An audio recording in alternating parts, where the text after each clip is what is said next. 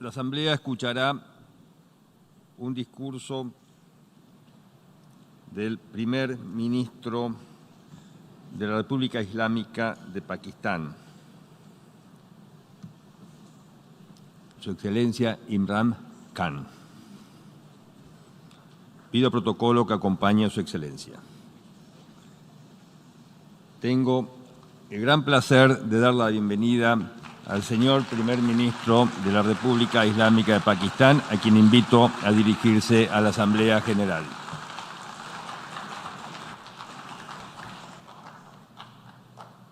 Bismillah ar-Rahman ar-Rahim. Iyyaka na'budu wa iyyaka nasta'in. Mr. President,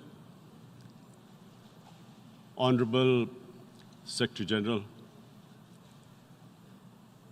Excellencies, ladies and gentlemen, I feel honored today to represent my country at this forum of world leaders, where we have a chance to discuss problems that the world is facing. I want to talk about a lot of problems, but just 4 today. And I especially came to this forum despite a difficult time in my country, facing challenges. I would not have come, but because I feel that there are some very urgent problems which the world must address. So first of all, I start with climate change. So many leaders have talked about climate change. But Mr. President, I feel that there is a lack of seriousness. Perhaps world leaders some of the leaders who can do a lot, do not realize the urgency of the situation.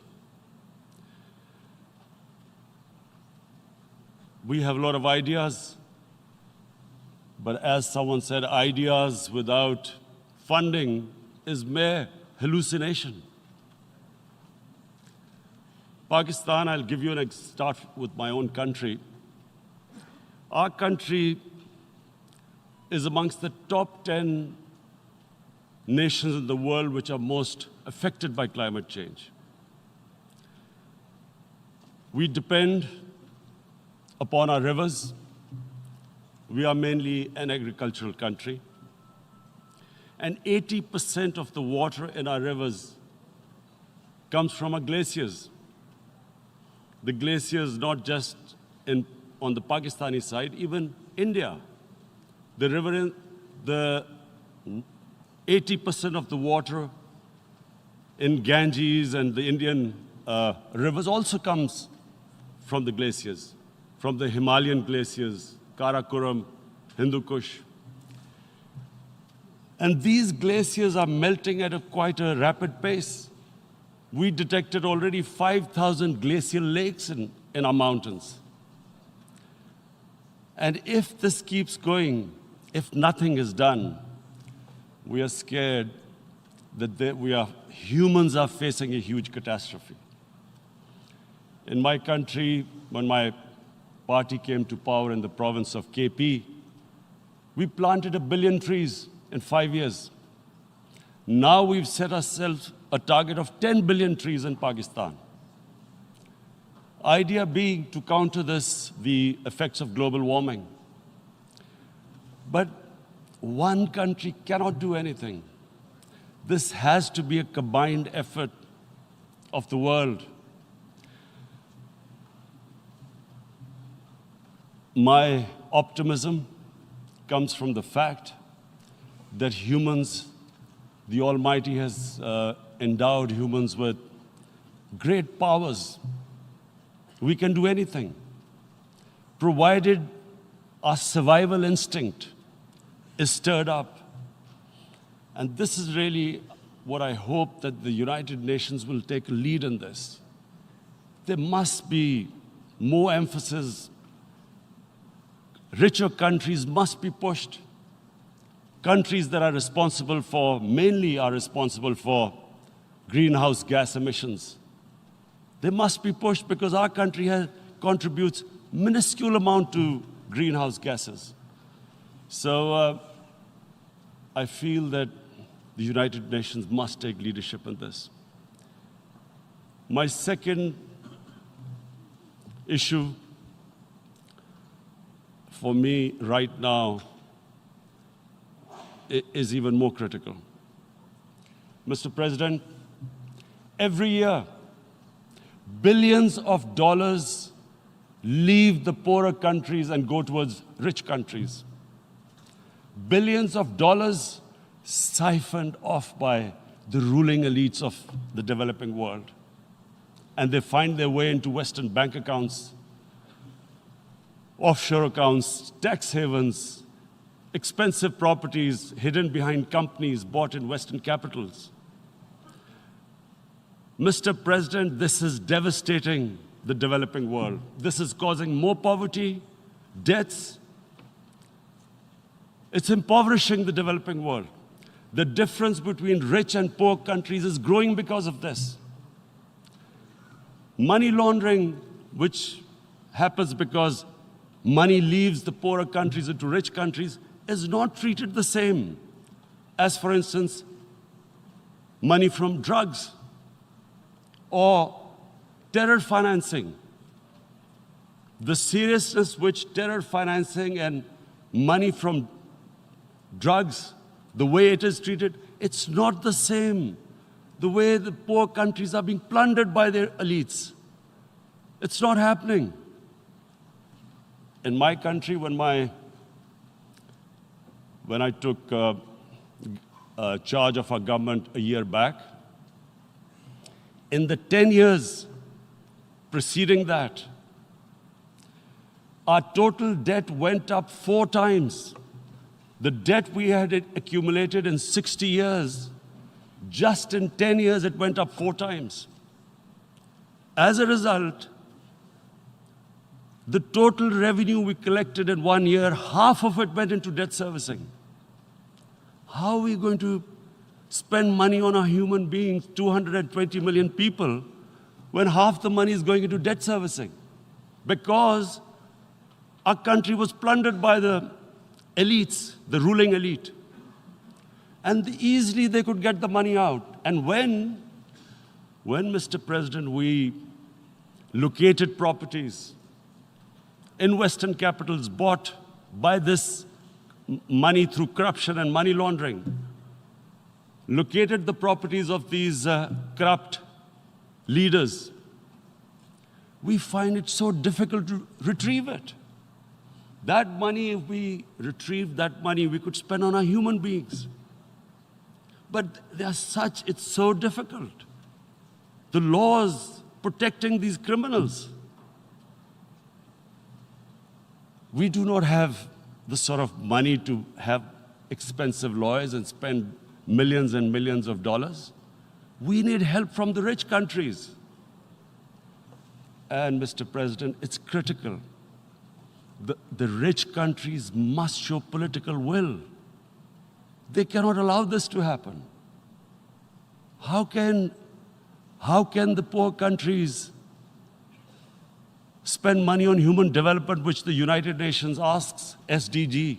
How are we going to do it when this money can easily leave our countries? So, unless the rich countries intend to build walls to stop economic refugees coming as we see right now, they must take action. They must take action now. It must be a deterrent. Corrupt ruling elites should not be able to take money out easily and park it into foreign bank accounts and into these properties abroad. And I never understand why. Why do we have these tax havens? Why is this allowed? Why shouldn't rich people pay taxes? Why is it legal to have these tax havens where you have these secret accounts? Because, the world is changing. The population of the world is growing. Sooner or later, you're going to have a crisis if the poor get poorer and the rich get richer. there is going to be a crisis sooner or later. So this is my second point. I hope that the United Nations takes a lead in this. It involves the IMF, the World Bank, Asian Development Bank. They must find a way of stopping this plunder of the developing world. My third point is Islamophobia. There are 1.3 billion Muslims in this world. There are millions of Muslims living in other countries, European countries, in the US, as minorities. Islamophobia, since 9/11, has grown at a pace where it is alarming. Human communities live together. There should be understanding amongst them. But Islamophobia is creating a division. Muslim women wearing hijab, it's become an issue. It's become an issue in some countries. Hijab is some sort of a weapon. A woman can take off her clothes in countries, but she can't put on more clothes. How is this happening? Because of Islamophobia. And how did this Islamophobia start? After 9/11. And why did it start? Because certain Western leaders equated terrorism with Islam. Islamic terrorism.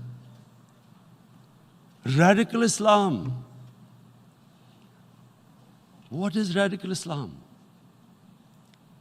There is only one Islam, and that is the Islam we follow of Prophet Muhammad sallallahu alaihi wasallam.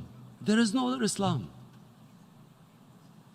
Radical Islam, Islamic terrorism, what message did they send to people in the West? And why is there Islamophobia?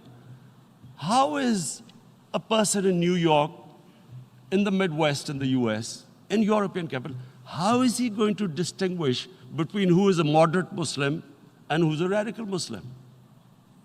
Because terrorism has nothing to do with any religion.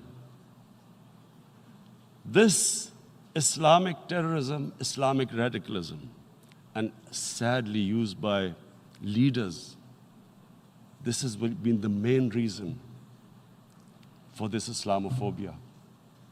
And it has caused pain amongst Muslims. We in Muslim countries watch this Islamophobia traveling abroad, and it's getting worse. And may I just say, Mr. President, that in European countries, it is marginalizing Muslim communities. And we all know that marginalization leads to radicalization. Some of the people who ended up as militants in Syria and other places were from marginalized Muslim communities. And my point here is that we must address this issue. I'm sad to say that we Muslim leaders have not addressed this issue either. After 9/11, when this thing came about war against radical Islam, rather than Muslim leaders trying to explain to the West that there is no such thing as radical Islam, in all human communities, they are radicals. They're liberals and rest are moderate. All human communities, Christians, Jews, everyone has it. But Islam is not radical, neither Judaism, neither Christianity, neither Hinduism. No religion preaches radicalism. The basis of all religion is compassion and justice, which differentiates us from the animal kingdom. But unfortunately, the Muslim leadership was so scared of being called radical Islam that all of them became moderates. In Pakistan, we were in the eye of the storm, and our government coined a phrase called enlightened moderation. No one knows what it meant. But everyone started putting on Western suits that they were moderates, started speaking. Even those who didn't know English would speak English because they were moderates. No one had a clue what it was. Because we, in the Muslim world, did not explain to the West that there is no such thing as radical Islam. One of the reasons why after 9/11, Islam was supposed to be equated with terrorism was suicide attacks. Because the 9/11 bombers did a suicide attack, all sorts of theories came up that the Muslims are involved in suicide attacks because they will get virgin in heavens. Some came up with, what about women, suicide attackers? So this bizarre thing happened. No one explained. Suicide attacks and Islam were equated. No one did research that before 9/11, the majority of suicide attacks in the world were by Tamil tigers, who were Hindus. No one blamed Hinduism, and quite rightly. What has Hinduism got to do with what desperate people were doing in Sri Lanka? We all know about, we've seen films about Japanese kamikaze pilots at the end of the Second World War doing suicide attacks. No one blamed the religion. But here we were trying to prove we were moderates and not explaining to the West. But the most important thing I wanted to say here today, in explaining this Islamophobia, Mr. President, and I feel it's very important because I've spent, because of I played professional sport in England, I spent a lot of time there. So I know how the Western mind works and how West views religion. So where the misunderstanding about Islam came. And one of the reasons it caused Islamophobia. That was, in 1989, this book was published, maligning, insulting, ridiculing our Prophet Muhammad sallallahu alaihi wasallam. And there was a reaction in the Muslim world. The West couldn't understand what was the problem. Because in the West, because I have spent so much time in the West, religion is perceived completely differently. They don't look upon religion like we do. And so, Islam was supposed to be an intolerant religion. It was against freedom of expression. And Islam took a real beating 30 years ago. I still remember it became a watershed. And every 2 or 3 years, someone would malign our Prophet, peace be upon him. There would be a reaction by the Muslims. And again, it was Islam, an intolerant religion. Again, this time, I blame a certain section of the people in the West who deliberately provoked this, knowing the impact it would have. But the majority of the people in the West didn't understand. This is where, again, Muslim leadership let the Muslims down. We should have explained to them what our Prophet, peace be upon him, means to us. So in 1 minute, I'll try and explain what he means to us. Our Prophet was the witness to the divine book, the Holy Quran. The Holy Quran is the book of guidance for Muslims, and the Prophet's life was living the Quran. He was an example of what the Quran guided us to be. So he is the ideal we all try to get to. The Prophet created the state of Medina, the first state in Islam. That state was the basis of a Muslim civilization which became the predominant civilization for the next 700 years. And what was that state? I hear such strange things about Islam, that it is against women, it's against minorities. The first state of Islam in Medina, it was the first time a welfare state was set up. The state took responsibility of the weak, widows, orphans, poor people, handicapped. It taxed the rich, spent the money on the poor. The state announced that all human beings are children of Adam, hence equal, whatever the color of their skin. The state announced, the Prophet announced that, and slavery, the whole system depended on slavery as it did for many years in the Western societies. The Prophet said that one of the greatest deeds is to free a slave. But because the society depended on slavery, he said, but if you have to treat them as an equal member of the family. And as a result, something happened in a Muslim world which hasn't happened in any other civilization. Slave dynasties appeared. Slaves became kings. The Mamluks, slaves who ruled Egypt. In India, there were slave dynasties. And then, with minorities, again, you hear that Islam is supposed to be against minorities. Let me just make this clear.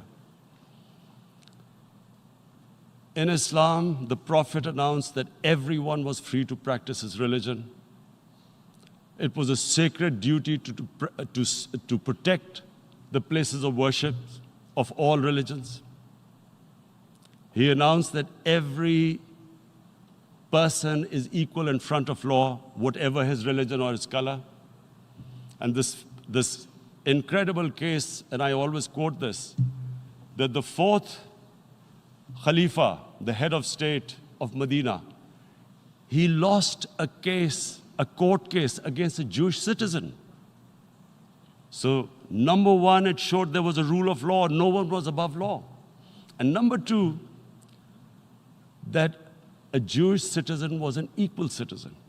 So, Mr. President, when a Muslim society is unjust to its minorities, it is going against the religion of Islam and our Prophet, peace be upon him. So, it is important to understand this. The Prophet lives in our hearts. When he's ridiculed, when he's insulted, it hurts. As we human beings understand one thing, the pain of the heart is far, far, far more hurtful than physical pain. And that's why the Muslims react. And I always thought that if I ever had the stage, I would try and explain this to the world community, especially to the Western community, because having lived in the Western community, people didn't understand this. When I first went as a teenager to England, there was a comedy film on Jesus Christ. It's unthinkable in Muslim societies. So we need to explain that, look, in a human community, we must be sensitive to what causes pain to other human beings. We have, in the Western society, and quite rightly, the Holocaust is treated with sensitivity because it gives the Jewish community pain. That's all we ask, that do not use freedom of speech to cause us pain by insulting our holy prophet. That's all we want. And now, the number fourth point, Mr. President, and this is the most critical point, is the reason why I especially came here. It is about what is happening in Kashmir. Before I go on this, I want to make one thing clear, that when we came to power, my first priority was that Pakistan would be a country which will try its best to bring peace. We had been through this war on terror. We joined the United States war on terror after 2001. And Pakistan went through one of its worst periods where 70,000 Pakistanis died and over 150 billion was lost to our economy. And Mr. President, I opposed the war because in the 80s, Pakistan had joined the Western countries in what was the freedom struggle then in Afghanistan against the Soviets. And it was funded by the Western countries. These Mujahideen groups, which were treated in guerrilla warfare,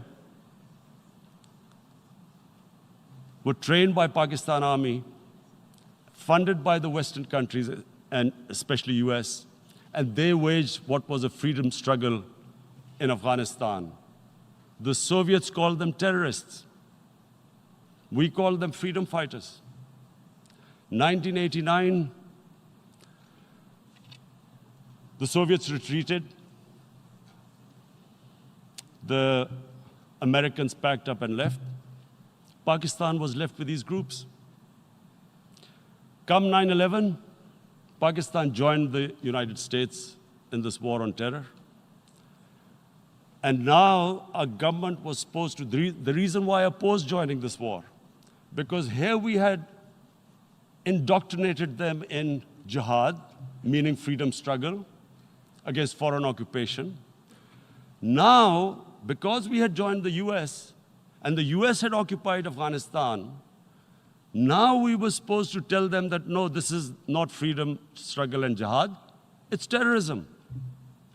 So that's why I tried to tell then government that, stay neutral because you will have leverage over them. You will be able to control them. But if you join them, you become collaborators and they will attack you, which is what happened. They turned against us. We went through a nightmare. 70,000 people killed in a war we had nothing to do with. No Pakistani was involved in 9/11. Taliban were in Afghanistan. Al-Qaeda was in Afghanistan. What had we to do with it? 70,000 Pakistanis died. So when we came to power, we decided that we would dismantle what was left of these groups. And this decision was taken not just by us, but by all the political parties in Pakistan. Unfortunately, they didn't implement it. So we came to power, we decided to implement it, and we dismantled whatever was left of the groups. And I know that India keeps accusing us that there are these groups there. I would like the United Nations to send observers, see for themselves what we've done. No Pakistani government would have dared to do this because it would have created strife. But we decided that there would be no militant organizations in Pakistan. So I need to give you this background and to what I'm going to say later on. And secondly, we started mending fences. I invited the Afghan president. We developed a relationship with Afghanistan. We had problems with Iran. We mended fences there. And then India. Now let me just give you a little background about my relationship with India. Because of cricket, and cricket being it's a passion in the subcontinent, I had great following in India. I have friends in India, and I loved going to India. So immediately, when my party came to power, the first thing we did was to immediately reach out to India. And I spoke to President Modi, and I said, look, we have similar problems. Climate change, poverty, let's get together. Let's resolve our differences through trade. Let's build a relationship on trust. Prime Minister Modi told me that, there were terrorist attacks from Pakistan. I said, we have problems with you. There are terrorist attacks, which we know are instigated by India in Balochistan. We caught a spy, Kulbhushan Yadav, who admitted what the sabotage going on in Karachi and Balochistan. So we said, look, let's leave that behind. Let's move forward. Our main priority should be our people. The highest number of poor people live in the Indian subcontinent. Unfortunately, didn't make any headways. Our foreign ministers were supposed to meet on this in the UNGA last year. India canceled it. We thought that it's their election coming up. It's a nationalist, ultra-nationalist party. It doesn't want to cozy up to Pakistan. So we thought, okay, we'll wait till the elections. Meanwhile, a 20-year-old Kashmiri boy, whose father said was radicalized by the security forces in Kashmir, blew himself up on an Indian convoy. Immediately, India blamed us. I spoke to the Indian public on television. I said, if you give us any iota of proof, we will immediately take action, because we've clamped down on these groups. Rather than sending us any proofs, they sent their jets in, they bombed us. We retaliated. A jet, 2 of their planes were shot down, 1 pilot bailed out in Pakistan. We immediately returned the pilot, saying that, look, we do not want any escalation.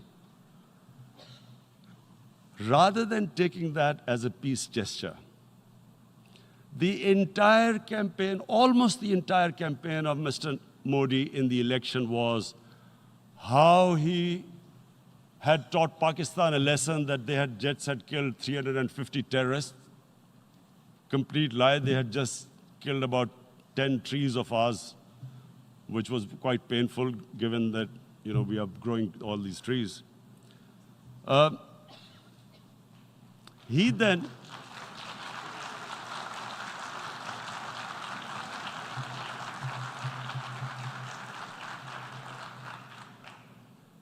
the election campaign, Mr. Modi used words like, this is just a trailer, the movie is about to start.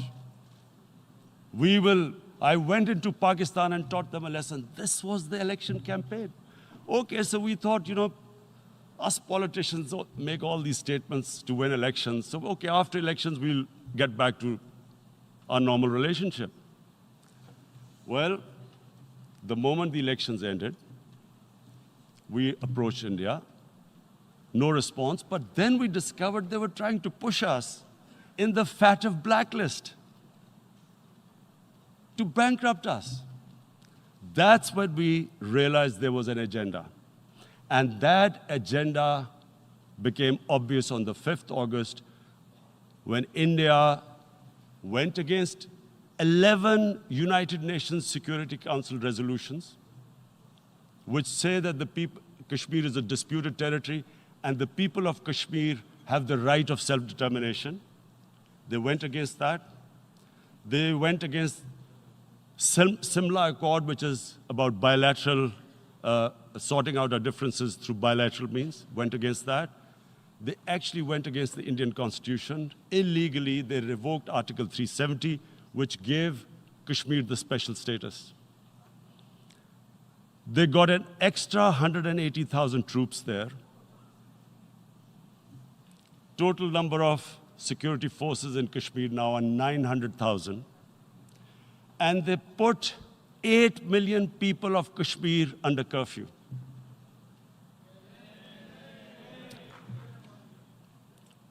Mr. President, now I just briefly want to make the people understand, how can anyone do something like this? And for that, I have to explain to you what is RSS. RSS, Mr. Narendra Modi is a life member of RSS. RSS was an organization that was inspired by Adolf Hitler and Mussolini, came about in 1925. They believed in racial purity, racial superiority. They also believed they were an Aryan race like the Nazi believed they were an Aryan race. All that I'm saying can be verified. This is the time of information revolution. You can Google all this, what I'm saying. But it is very important for me to explain this to you so you know what is happening in India. This RSS believed in the ethnic cleansing of Muslims from India. At one point, there was racial superiority of the Hindu race. Secondly, it was hatred for the Muslims and for the Christians, because they believed that this golden age of Hindu civilization was stopped because of Muslim rule centuries back and then the British rule of India. So it was racial superiority and hatred for Muslims and Christians. This is openly stated. You look at the founding fathers of RSS, Golwalkar and Savarkar. Just Google them and you'll find out. And this ideology of hate is what murdered the great Mahatma Gandhi in 1948. It was this ideology of hate that made Narendra Modi in 2002 do a pogrom against Muslims in Gujarat when he was the chief minister. He allowed 3 days for these RSS goons who were inspired by the Hitler brown shirts. They actually wear brown shirts. This RSS, the Congress Home Minister gave a statement that in RSS camps, terrorists are being trained. And these terrorists butchered 2,000 Muslims and 150,000 Muslims were made homeless. Narendra Modi could not travel to the US because of that. And I need to make you understand this background before I explain to you that what sort of a mindset would lay siege to 8 million people with 900,000 troops. Women, children, sick people, locked in as animals. In fact, of what I know of England, if 8 million animals were locked in, the RSPCA would have made a lot of noise about it. These are human beings.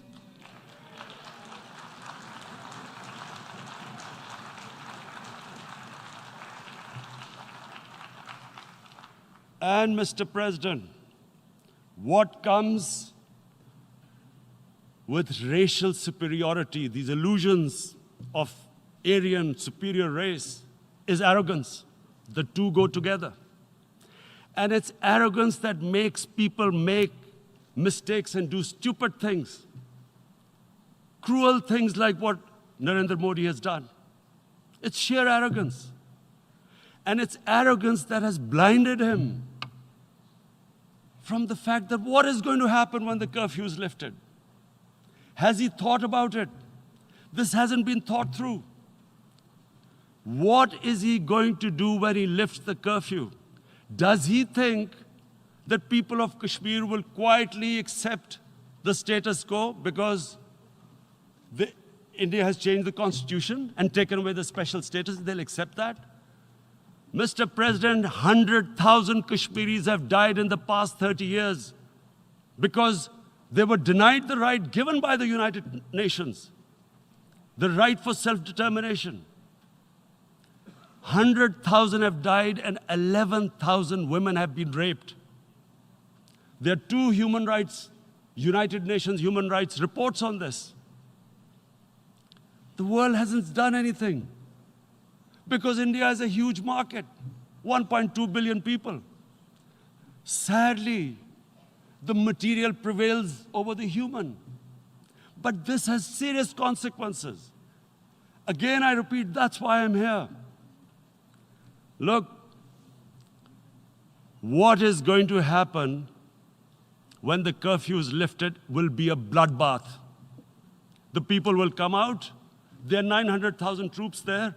They haven't come to, as Narendra Modi says, he's done this for prosperity of Kashmir. This is supposed to be for the development. These 900,000 troops, what are they going to do when they come out? There'll be a bloodbath. Has he thought it through what happens then? Mr. President, has anyone thought that what happens when there is a bloodbath? What do you think the impact will have on people of Kashmir? What do you think they will think? The way they have been boxed in their houses, treated like worse than animals, no rights. Thousands of all the political leadership has been arrested, taken out of Kashmir. Even those Kashmiri leaders who were pro-India have been taken out. 13,000 boys have been picked up and taken to God knows which destinations. So what do they think? What will the people of Kashmir do when they lift the curfew? They will be out in the streets. And what will these soldiers do? They will shoot them. They've already used pellet guns, blinded young boys. In the last 6 years, the 5 years, the oppression that has gone on in Kashmir. And so, Kashmiris will be further radicalized. Mr. President, there will be another Pulwama. And guess what? India will blame us. They're already blaming us. They're saying all this is happening because of Pakistan. One of their defense ministers said, there are 500 terrorists lined up on the border to go in. Why would Pakistan send 500 terrorists when there are 900,000 troops? What impact are they going to make? What will they do? And why would? Don't we know that the moment there is some terrorist attack, all that will happen is there'll be further cruelty and oppression of the people of Kashmir. We will just give the 900,000 troops to further crush the people of Kashmir. And then we'll give the Indian government an excuse that, look, Pakistan is a terrorist state, and this mantra that has gone on, Islamic terrorism. The moment you use this catchword, Islamic terrorism, the whole world turns away. No one talks about human rights. You can do whatever you want, which is what has happened in Kashmir, because they keep using this word, Islamic terrorism. And this is what they're doing right now. What do we benefit from further increasing the cruelty on the people of Kashmir? And why would we want this? But there is no other narrative left for India. As when they lift the curfew, whatever happens, Pakistan will be blamed, and there is always a danger of another Pulwama. They might come and bomb us again, and then another cycle might start. And what does Narendra Modi think? That 180 million Muslims of India are thinking right now. Aren't they watching these Kashmiris stuck inside for 55 days they've been stuck in? Aren't they watching? What do you think? Don't you think that the Muslims will be radicalized in India? And I'm talking about 180 million people. And when they get radicalized, there will be some incident in India somewhere down the line. Again, we will be blamed. And I'm warning you right now, again, we will be blamed. And Mr. President, what about 1.3 billion Muslims who are watching this? And they know that it is only happening in Kashmir because they're Kashmiri Muslims. This is not happening to Kashmiri Hindus. They know that this is happening because of their religion. So what do you think they will be thinking? What do you think the Jewish community would think if there were, forget 8,000 Jews stuck like this? What do you think Europeans would think? What do we think? I mean, any human community, if their members are stuck like that, what do you think they will think? Are we a children of a lesser God? Is it not going to cause us pain? And then I'll tell you what will happen. People will, in the 1.3 billion Muslims, someone will pick up arms.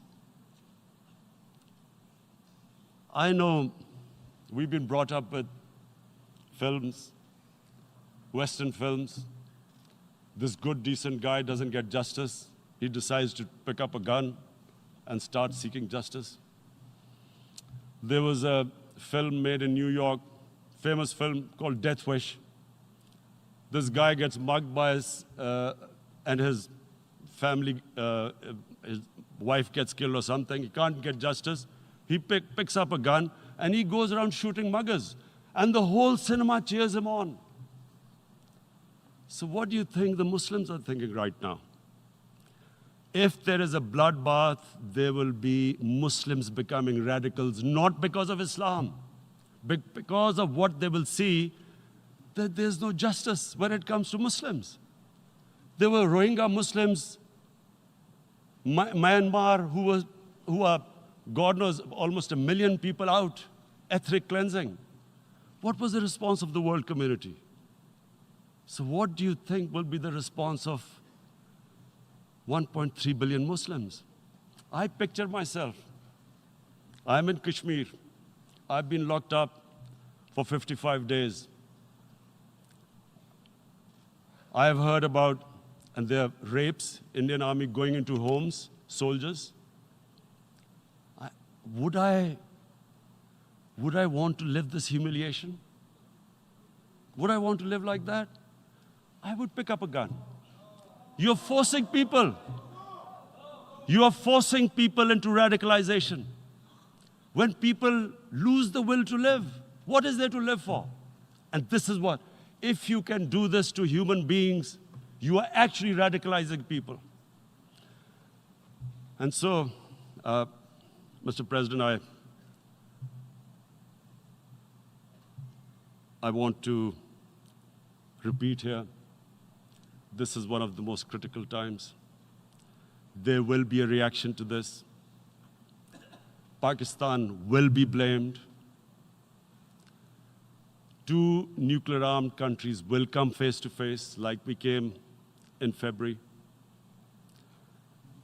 And before we head in that direction, the United Nations has a responsibility. This is why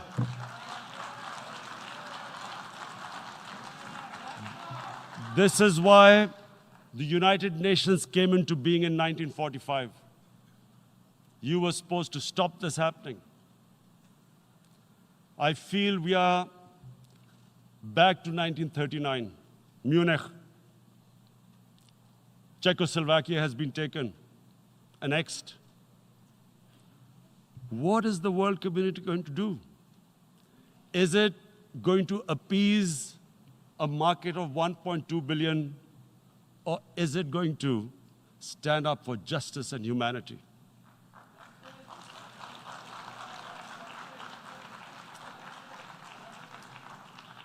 If this goes wrong, you hope for the best, but be prepared for the worst. If a conventional war starts between the 2 countries, Mr. President, if a conventional war starts, and anything could happen, but supposing a country 7 times smaller than its neighbor is faced with the choice, either you surrender or you fight for your freedom till death, what will we do? I ask myself this question. And my belief is, La ilaha illallah, there is no God but one. And we will fight. And when